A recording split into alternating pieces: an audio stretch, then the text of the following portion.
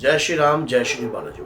सुंदरकांड पाठ पढ़ने से क्या होता है, क्या होगा आपके साथ, आज शायद आप जानते नहीं हैं। सुंदरकांड पाठ पढ़ने से आपके साथ बहुत बड़ा कार्य हो सकते हैं, जिसके आपको कभी संभावना भी नहीं है ना, और वो कार्य आपके मंगल में हो सकते हैं मात्र सुंदरकांड के पाठ से। सुंदरकांड का पाठ कैसे करना है, किस विधि से करना है, किस तरीके से करना है, ये आज की वीडियो में आपको पता लग जाएगा। देखिए, सुंदरकांड का जो पाठ होता है, वो सुंदरकांड का नाम क्यों रखा गया उसका, वो सुंदरकांड का पाठ अति सुंदर है, आपके अंदर एक ऊर्जा का आभास पैदा करता है। सुंदरकांड का पाठ जो है आदमी को जागृत करता है, और सुंदरकांड का पाठ हमें कब करना चाहिए, किस विधि से करना चाहिए, सारी जानकारी आज की वीडियो में आपको मिलने वाली है। और अगर आप हनुमान जी के भक्त हो तो 10 लोगों तक इस वीडियो को जरूर शेयर कीजिए, और साथ में आप इस चैनल को सब्सक्राइब कीजिए। और एक बात याद रख लेना कि सुंदरकांड का पाठ करने से पहले कुछ विशेष बातों को जानना बहुत जरूरी है। जैसे कि क्या सुंदरकांड, कब सुंदरकांड लिखा गया, सुंदरकांड के अंदर बताया गया कि हनुमान जी सुंदर नाम के पर्वत पर उतरे थे, इसलिए उस पाठ का नाम सुंदरकांड रखा। उसमें माता सीता से उनकी भेंट हुई थी। जब माता सीता से उनकी भेंट हुई, वो जो पल था ना, वो उस कांड के अंदर है। और हनुमान जी ने जब प्रथम बार मां के दर्शन करे, आपको पता है जब राम जी से पहली बार जब भेंट हुई, हनुमान जी की राम जी से पहली बार जब भेंट हुई, तो उस वक्त वो को बड़े हनुमान जी के दिन माने जाते हैं, जब राम जी से हनुमान जी की पहली बार भेंट हुई। और जैसे ही सुंदरकांड के अंदर माता से भेंट हुई, तो उसे सुंदरकांड का पाठ कहा जाता है। तो ये दोनों समय जो है ऊर्जा से भरे हुए हैं। तो आप सोचिए कि जब आप हनुमान जी, राम जी की कृपा उनको चाहिए। राम जी के, उनके अंदर खुद की शक्ति नहीं है, वो राम जी की शक्ति है। राम जी के नाम से ही वो जो सारे कार्य सभी के पूर्ण करते हैं। और आप जब सुंदरकांड का पाठ करते हो, कुछ बातें विशेष तौर पर होनी चाहिए। पहला, आपको राम स्तुति करनी है सुंदरकांड से पहले। दूसरा, गाय का घी का दीपक होना चाहिए। तीसरा, ब्रह्मचारी का पालन होना चाहिए। चौथा, दुराचारी लोगों के साथ आपको रहना नहीं है। और पांचवा, जब आप संकल्प लो तो खुले तौर पर संकल्प लेना चाहिए कि मैं अंदर बाहर जा सकूं, या खुला पाठ कर रहे हो या बंधा पाठ कर रहे हो, 11 दिन का, 21 दिन का, 41 दिन का, 108 दिन का, ये आपके ऊपर डिपेंड है।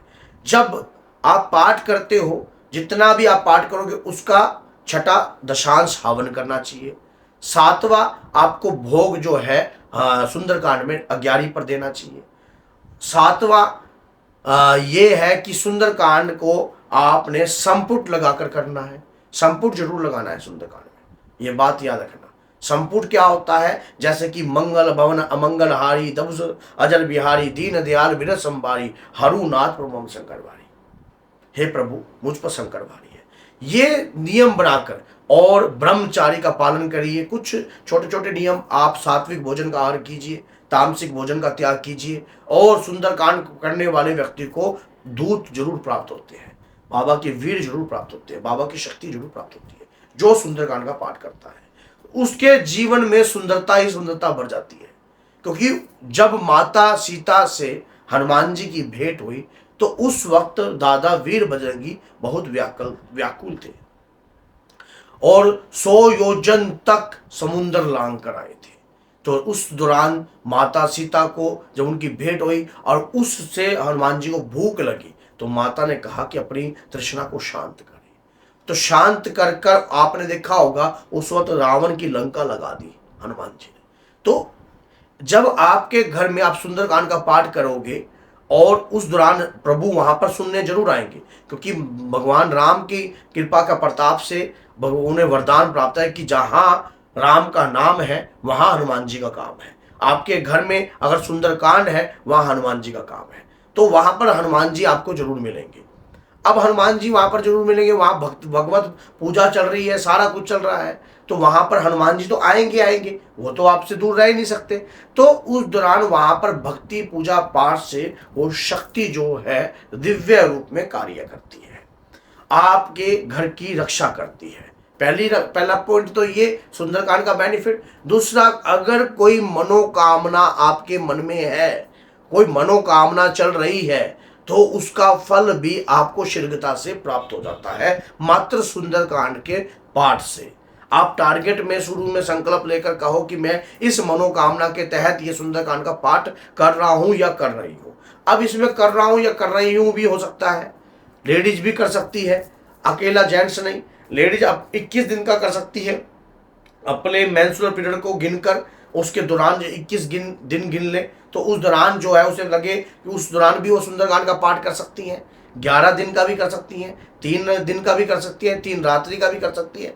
ये हमारे ऊपर है। घोर संकट, घोर विपदा को टाल देता है सुंदरकांड का पाठ। अगर आपके ऊपर कोई कहीं से घोर विपदा आ जाती है, संकट आता है, कोई दिक्कत समस्या खड़ी हो जाती है आपकी परिवार के ऊपर, आपके ऊपर, तो हर प्रकार की विपदा को टाल देगा सुंदरकांड का पाठ। सुंदरकांड का पाठ जो है जीवन में सुंदरता भरता है, जीवन में आपके लाभ उत्पन्न होने लग जाते हैं, आप खूब तरक्की करने लग जाते हो और आपको पता भी नहीं लगता, आपको पीछे मुड़कर देखने की आवश्यकता नहीं पड़ती है सुंदरकांड के पाठ से। सुंदरकांड के पाठ से आपका ऑरा क्रिएट हो जाता है। आपके जीवन के अंदर आपको कोई अगर तंत्र करने का भी प्रयास करता है तो सुंदरकांड का पाठ आपकी स्वयं रक्षा करता है। सुंदरकांड के पाठ मात्र से हनुमान जी के पंचमुखी रूप की कृपा भी प्राप्त होती है। आपको पता है सुंदरकांड के पाठ में माता सिया ने कहा था कि आप जो हैं चिरंजीवी हो जाओ। उस सुंदरकांड के आप सोच के देखिए कि आप माता सिया ने वरदान दिया कि हे हनुमत, आप चिरंजीवी हो जाओ। आपने जो मुझे सुख प्रदान किया है इस वक्त, क्योंकि मैं अपने आप को इस वक्त जो अपनी देह का त्याग करने के सोच रही थी कि मुझे लग नहीं रहा था कि मेरी आशाएं टूट रही थी और आपने मेरी आशाओं को जागृत कर दिया है। तो हनुमान जी मरी हुई शक्तियों को भी जागृत कर देते हैं। अगर आपके परिवार में कोई आपकी शक्ति है, पीढ़ी की शक्ति है, तो सुंदरकांड के पाठ से वो शक्ति भी जागृत होती है। आप 41 दिन अगर आपका कोई काम नहीं बनता है, काफी लंबा समय हो गया है, आप जीवन से हार चुके हो, आप निराशावर्धक हो चुके हो, तो सुंदरकांड का पाठ संकल्प लेकर 21 दिन या 11 दिन या 41 दिन का संकल्प लेकर सुंदरकांड का पाठ करना प्रारंभ कर दीजिए, जिस विधि से मैंने आपको बताया है। आपका कार्य 101% जो है बनेगा, क्योंकि सुंदरकांड के पाठ से अमृत बरसता है। इसलिए सुंदरकांड का पाठ जो है आपको करना चाहिए। अपने घर के अंदर भूत प्रेत किसी भी प्रकार की तंत्र विद्या जो है आपके घर में चल नहीं पाएगी। मैंने शुरू में आपको बोला ना कि जब सुंदरकांड का पाठ कब लिखा गया, जब हनुमान जी लंका में थे, तो वहाँ कोई माया उनको भक्षण कर पाई थी क्या? कोई माया रोक पाई थी क्या? नहीं रोक पाई थी ना। तो वहां पर कोई माया उन्हें रोगग्रस्त नहीं कर पाई थी, उन्होंने सब कुछ जला दिया था। क्या नहीं जलाया? सिर्फ जो था भविष्य का जो निवास था वो नहीं जला, बाकी सब फूक दिया बाबा ने, सब जला दिया, रावण की लंका लगा दी। तो इसी बात सोचिए कि अगर आपके घर में राम नाम का सिमरन होगा, सुंदरकांड के पाठ का सिमरन होगा, तो आपके घर में हनुमान जी स्वयं आपकी रक्षा के लिए आतुर हो जाएंगे और आपके घर की रक्षा करेंगे। अगर ये वीडियो आपको अच्छी लगी है और आप बाबा के भक्त हो तो 10 लोगों तक इस वीडियो को जरूर शेयर कर दीजिए, ताकि किसी भी प्रकार की कोई दिक्कत समस्या खड़ी ना हो सके। तो बोलिए जय सीताराम, जय माता दी।